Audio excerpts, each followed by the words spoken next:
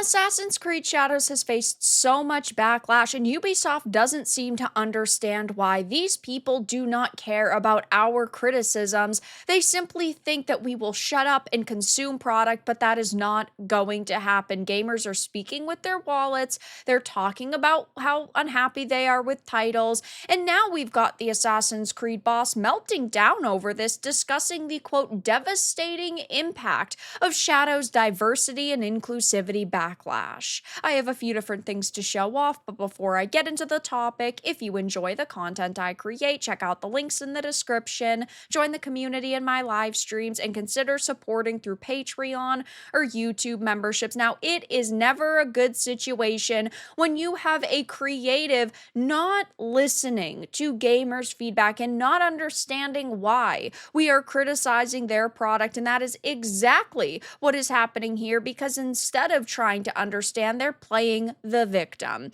The Assassin's Creed franchise boss has addressed the online backlash which has swirled around the main characters of Assassin's Creed Shadows, the subsequent impact it has had on the game's development staff, and the attempts by bad faith commenters to disrupt and dissuade creative teams from telling stories featuring diverse and inclusive characters in general. So we already can tell that they are not going to accurately represent our criticisms. They're just going to sit here and cry. Discussing the current, quote, shifting cultural landscape, he described the current discussions around representation and inclusivity in media as an additional and previously unforeseen challenge. These conversations can influence how our games are perceived, but rather than shy away from those conversations, we should see them as an opportunity. If only these people were having conversations about the way that characters are portrayed. Instead, they just call us ists and phobes for criticizing them, which is absurd.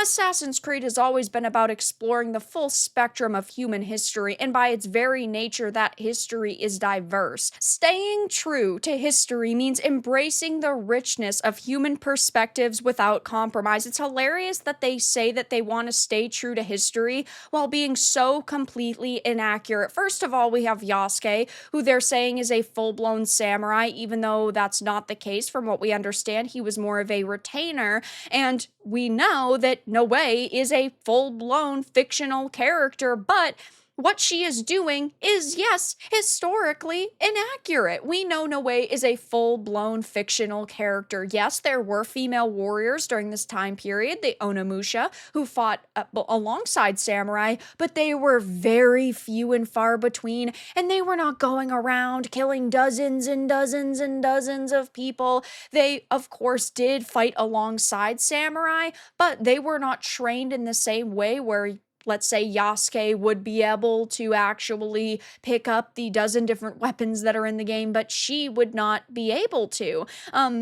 It's just unfortunate that they are trying to portray this game as being historically accurate in these characters when realistically this is just a big fan fiction. We're not talking about historical accuracy here. What we are talking about is them taking one individual in Japanese history, twisting his story to make it into a video game, to make him a protagonist. And that is the problem that people have. You are, in essence, changing around his history because you need to make a video game out of it. We know now that they're putting LGBTQ romances into this game that Yasuke and Noe are going to be able to partake in. And if Yasuke romances anybody, then it's historically inaccurate because we do not know about his life and who he was romantically involved with. You see, this is the problem. This is a slippery slope. This is why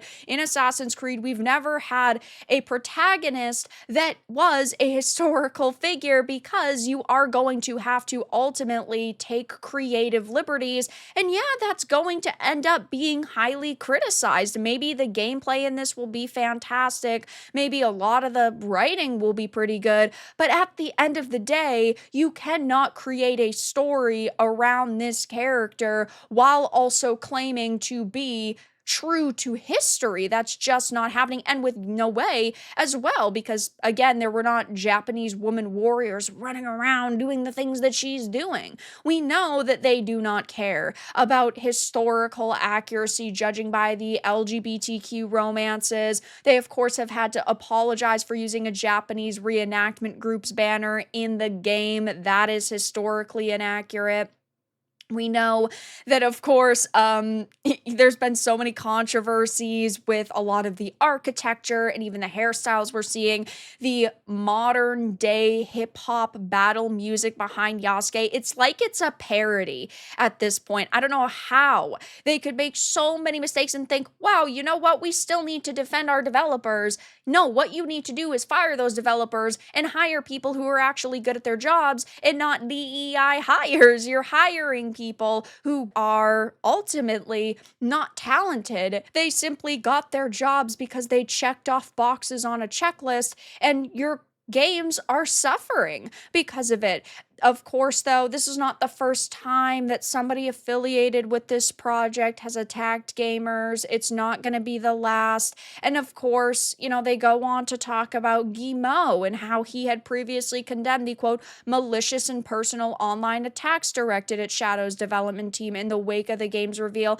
And true, you should not be attacking these developers on a personal level, but criticism does not equal harassment, and these individuals love to say that that's the case when it's really not. We are allowed to criticize a product you expect us to buy. You want us to shell out $70 to $130 for this game, so we are going to talk about your game. We're going to criticize it. That is why companies release teasers and trailers, so we can judge them. They also go on to say that the current climate is tough on our creative teams. They face lies, half-truths, and personal attacks online. When the work they pour their hearts into is twisted into a symbol of division, it's not just disheartening, it can be devastating. What keeps me going is the resilience born out of conviction that I see in our teams every day. I am especially proud of the Shadows team for staying true to their creative vision and core tenets of Assassin's Creed. Yeah, staying true to their creative vision, not staying true to historical accuracy.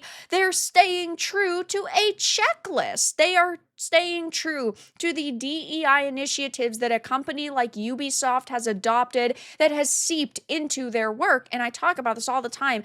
Diversity and inclusivity are good things, but not when they are forced. And that is what is happening when diversity is forced. Characters and worlds lack depth. They're shoehorned in to check off boxes, then they don't make sense to the story, and it is immersion breaking. Games are a form of escapism, and if this wasn't supposed to be historically accurate, both of these characters would not be receiving even half of the backlash that they are right now. But they claim it's historically authentic, and so it's only right that we criticize them for their inaccuracies, and they don't like that. They are melting down over the fact that we're not just shutting up and consuming product. That is the issue with a lot of companies nowadays. They just want us to buy their product, and I understand that they need to make money, but they also need to sell us something extraordinary. It's like Guillemot had said only a couple of weeks ago